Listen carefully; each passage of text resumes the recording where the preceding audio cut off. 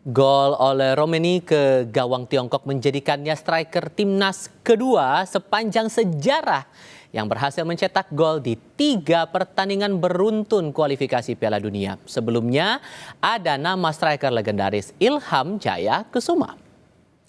Ole Romeni merupakan penyerang kedua sepanjang sejarah timnas kita yang sukses mencetak gol di 3 laga beruntun di kualifikasi Piala Dunia. Sebelumnya ada nama Ilham Jaya Kusuma yang melakukannya saat kualifikasi Piala Dunia 2006. Ilham mencetak 1 gol saat timnas bermain imbang lawan tuan rumah Sri Lanka 2-2. Di pertandingan selanjutnya, Ilham mencetak hat-trick yang membawa Garuda membantai Turkmenistan 3 gol. Lalu Ilham kembali menyumbang 1 gol saat timnas harus mengakui keunggulan Arab Saudi 3-1.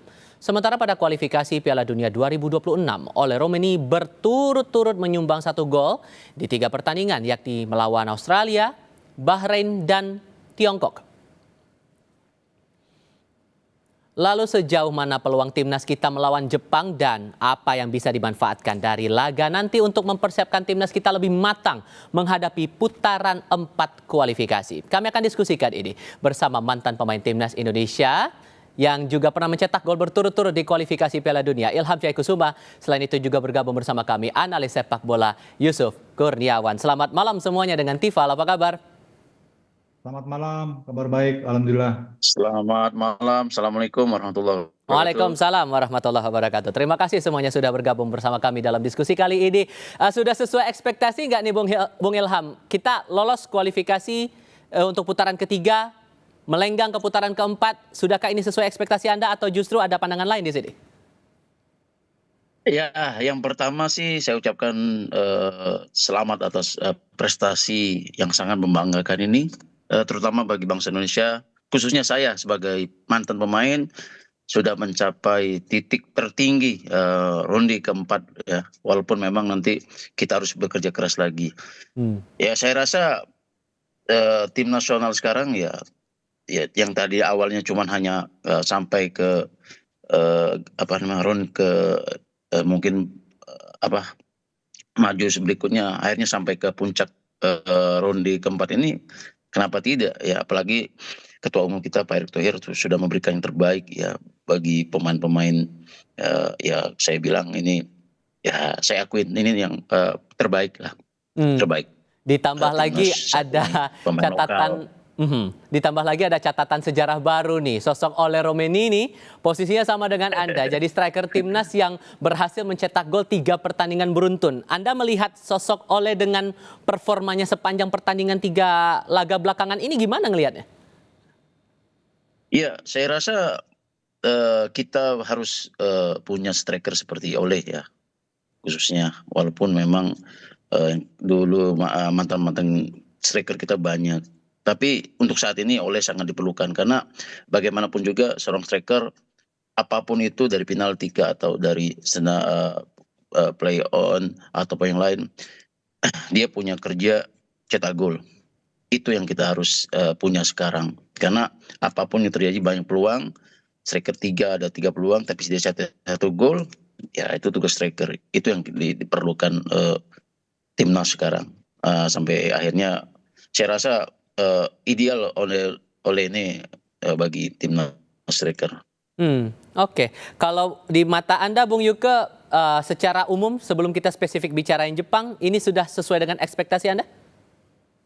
Iya, ekspektasi yang memang semua inginkan ya, bahwa kita sampai ke ronde keempat dan ini realistis, sejurus dengan apa yang sudah kita tampilkan. Menyambung tadi yang apa dikatakan living legend kita, Coach Ilham ya, tepat sekali. Memang sosok Ole inilah sebetulnya yang kita butuhkan sejak lama ya. Kepingan puzzle yang akhirnya kita dapatkan karena di era sebelumnya kan memang kita selalu kesulitan di sektor depan ya. Dan sekarang kehadiran Ole sedikit memberikan harapan besar ya, walaupun kalau dari jumlah produktivitas kita sebetulnya masih bisa lebih karena banyak peluang yang harusnya bisa kita konversi jadi gol. Tapi dengan performa Ole paling tidak kita sudah sedikit mengobati lah kekurangan kita di sektor depan dengan 3 gol yang dia cetak dalam 3 laga beruntun. Itu bukti bahwa kebutuhan kita sudah mulai terpenuhi ya di sektor depan ya. Tinggal lebih klinis lagi aja untuk pemain-pemain yang lain. Dan saya kira ini hasil yang memang seperti tadi Coach Ilham katakan sesuai dengan ekspektasi karena memang tim ini kan disiapkan sejak lama ya sebetulnya ya, digadang-gadang oleh Pak Erik, disiapkan difasilitasi ya dengan kehadiran pemain-pemain diaspora kita. Itu kan memang visinya memang kita lolos ke ronde keempat. Syukur-syukur kalau kita nanti bisa ke Piala Dunia ya. Oke, nah Amin. kita bicara spesifik untuk pertandingan tanggal 10 Juni melawan Jepang. Dengan kita pernah punya catatan di 15 November lalu kita ditaklukkan Jepang 4 gol saat itu. Tapi di sisi lain kita berharap bisa all out dalam pertandingan tanggal 10 Juni nanti, Bung Yuke. Ditambah lagi posisi kita juga sama-sama aman masing-masing. Kita lolos bisa melenggang ke putaran 4. Jepang bisa lolos langsung Piala Dunia. Dengan target ini apakah tidak berlebihan atau gimana Anda membaca itu?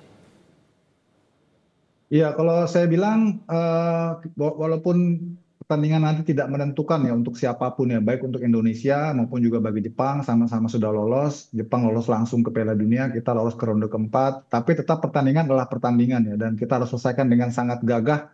Karena bagaimanapun hasil nanti itu akan ikut mempengaruhi poin kita di ranking FIFA. Jadi sangat penting untuk kita pulang dengan poin.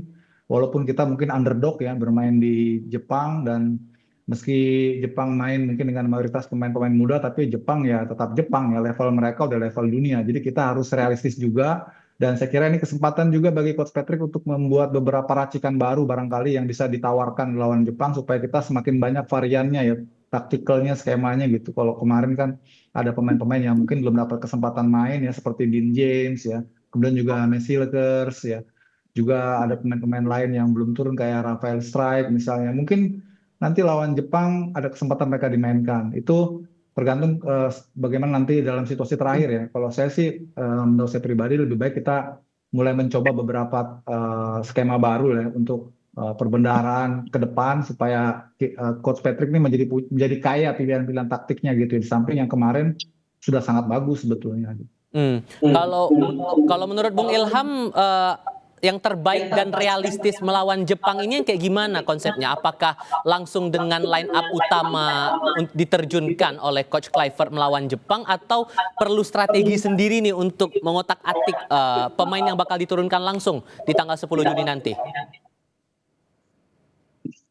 Iya, saya rasa untuk nanti pertandingan lawan Jepang sih, saya rasa Coach Patrick sudah mempunyai taktikal sendiri. Terlebih lagi kedua tim ini kan sudah tidak ada satu tim Jepang sudah pasti lolos langsung, sedangkan Indonesia sudah lolos ronde keempat. Tapi saya rasa ya apa yang dikatakan Bung Yuki tadi mungkin ada betulnya juga. Mungkin ada beberapa nanti mungkin coach ya Patrick Kluivert ini akan memberikan opsi mungkin taktikal yang lain kemungkinan besar untuk ketika skema nanti plan pertama tidak jalan ya ada plan keduanya. Ini yang memang sangat dibutuhkan, walaupun memang kita harus untuk pertandingan Jepang ini ya jangan sampai lagi kalah ya terlalu banyak, karena berimbas nanti ke mentality pemain. Apalagi kita nanti bisa mungkin curi 1 poin, kita bisa bermain dengan lepas lagi di sana ya, kita curi poin 1 ya, mental kita akan menghadapin ronde keempat ini yang lawan-lawannya cukup berat juga, begitu Mas. Saya rasa nanti Sorry saya potong di situ Bung. Karena kan kita soal mental juga ini kan yang perlu kita baca. Kita melawan klub yang berada di urutan 1 sementara ini di grup C. Kita pernah juga ditaklukkan oleh Jepang di bulan November 2024. Membangun mentalnya ini gimana caranya? Taktik atau strategi yang seperti apa yang bisa memastikan kita bahwa ya kita menghadapi dengan optimis tapi realistis juga, Bung Ilham? Iya, pasti. Ya saya rasa ya tadi Patrick Kluivert juga pasti ya sudah ada khusus ya untuk menghadapi tim Jepang ini ya. Jadi ya apapun nanti hasilnya yang pasti ya tadi bermain dengan Jepang kita jangan bermain menyerang ya. Saya rasa mungkin jaga kedalaman kita ya kan tapi ya tadi butuh konsentrasi yang sangat eh, apa namanya, sangat sekali, maksudnya konsentrasi sekali karena Jepang ini tim 1 tim 2-nya mereka hampir sama, begitu. Oke, Anda sepakat juga soal itu Bung Yuka atau punya pandangan lain di sini? Iya, betul. Jepang ya tadi saya katakan di awal Jepang tetap Jepang. Jadi kita harus realistis, harus rasional juga. Memang kita pasti punya keinginan ya minimal 1 poin untuk bisa menjaga mentalitas kita, kepercayaan diri kita ke depan. Tapi di sisi lain juga kita harus konsentrasi, harus fokus, jangan berbuat kesalahan-kesalahan yang nggak perlu ya. Jepang ini kalau dikasih nafas sedikit, dikasih rongga sedikit, wah itu udah membuat kita sulit ya. Jadi kita harus kompak, harus solid ya, komunikasi harus bagus, terutama di kedalaman. Dan menurut saya defense counter menjadi pilihan taktik yang paling realistis untuk kita terapkan lawan Jepang ya.